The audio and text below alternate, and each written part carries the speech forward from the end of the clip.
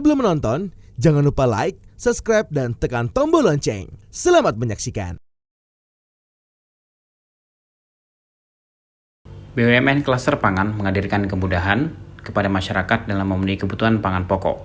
Di antaranya kerjasama distribusi pangan melalui mitra retail online yang salah satunya adalah aplikasi Warung Pangan.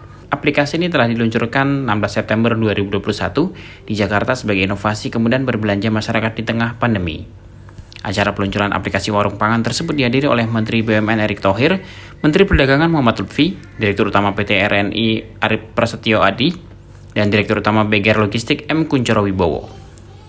Adanya aplikasi berbasis online BUMN Klaster Pangan ini diharapkan dapat membantu pemerintah dalam membangun digital mindset di kalangan pelaku UMKM untuk dapat memanfaatkan teknologi dalam mengakselerasi roda perekonomian usahanya sehingga lebih banyak pelaku UMKM yang masuk ke dalam ekosistem digital. Menteri BUMN Erick Thohir dalam sambutannya mengapresiasi langkah BUMN Klaster Pangan untuk membuat ekosistem baru, yaitu Warung Pangan. Hal ini sesuai dengan harapan Kementerian BUMN agar BUMN semakin dekat dengan masyarakat, berkontribusi, membangun UMKM, dan membuka lapangan kerja yang seluas-luasnya. Erick menambahkan dalam menjalankan program Warung Pangan, BUMN Klaster Pangan juga harus berkolaborasi dengan Himpunan Bank Negara. Pasalnya, Erick mengharapkan adanya dukungan pendanaan dari Himbara untuk warung-warung pangan tersebut.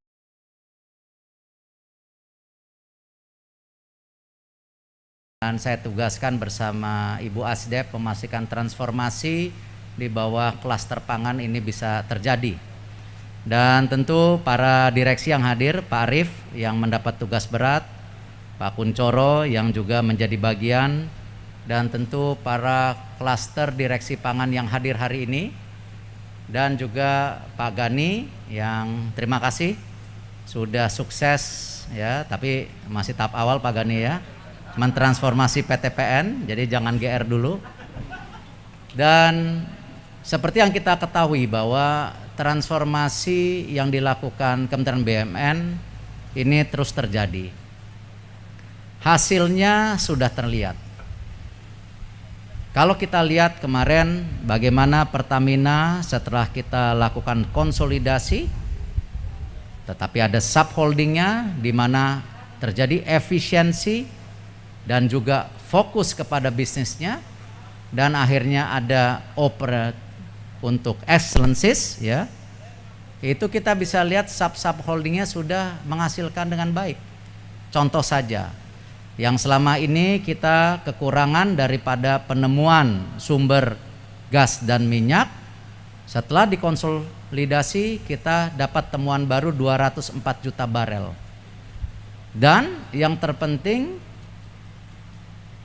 hulu sekarang untung $1 miliar di atas target jauh. Petrochemicalnya yang tadinya menjadi beban sekarang bisa untung 322 juta US. Ini juga terjadi di banyak daripada holding-holding yang kita lakukan. Kita tidak mengenal super holding, tapi kita holding klasterisasi yang menjadi supply chain harus terjadi. Seperti yang tadi saya sampaikan, PTPN dengan efisiensi yang luar biasa dan awalnya ditentang, tapi hari ini bisa membuktikan revenue-nya itu 23 triliun sekarang, naik 19%. Bottom line-nya yang diprediksi rugi 1,4 triliun, sekarang untung 1,2 triliun. Jadi ini nyata. Transformasi yang ada di pangan harus menjadi keharusan. Kita harus bisa menyeimbangkan berapa produksi dalam negeri, berapa impor.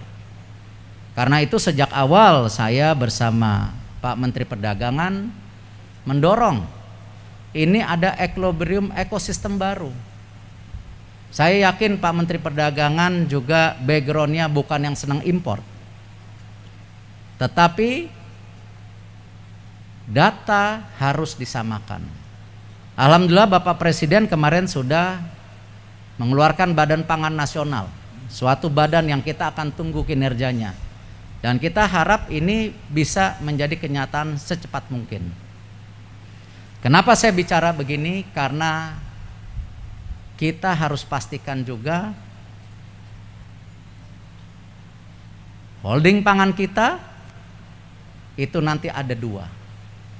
Satu yang memang penugasan menjaga stabilisator, tetapi juga apa yang disampaikan Pak Dirut tadi, bahwa ada yang namanya market driven, friendly kepada market. Karena itu tentu di sini juga banyak pihak swasta yang diundang. Terima kasih ya atas kepercayaan kerjasama, karena kita harus membangun ekosistem yang sehat. Kita tidak mau BUMN menjadi menara gading, tetapi saya ingin pastikan kerjasama BUMN dengan swasta dan pemerintah daerah harus win-win, saling untung.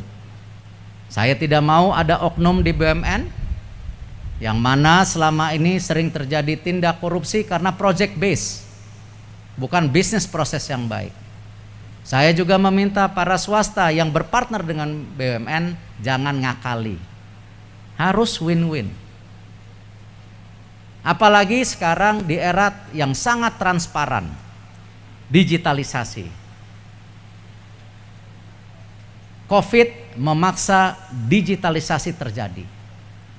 Digitalisasi artinya transparansi dan pasar terbuka. Saya apresiasi hari ini saya diundang bagaimana RNI Group, BGR, dan PTPN bisa membuat ekosistem baru, yaitu warung pangan.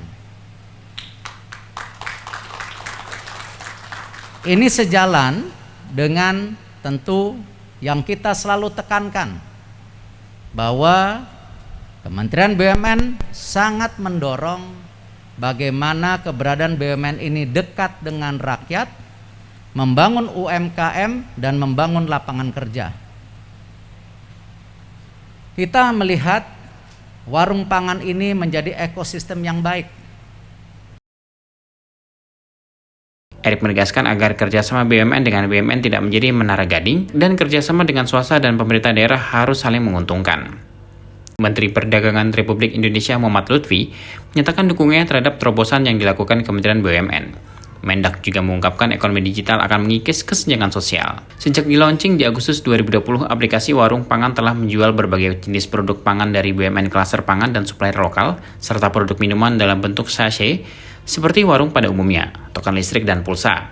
Aplikasi Warung Pangan ini sudah tersebar di 7 kota yaitu Jabodetabek, Bandung, Semarang, Solo, Jogja, Surabaya, dan Pangkal Pinang.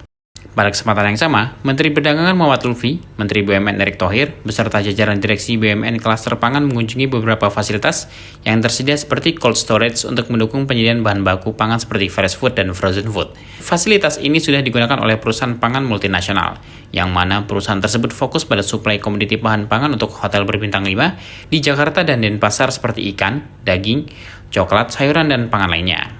Tim Eljen Media melaporkan.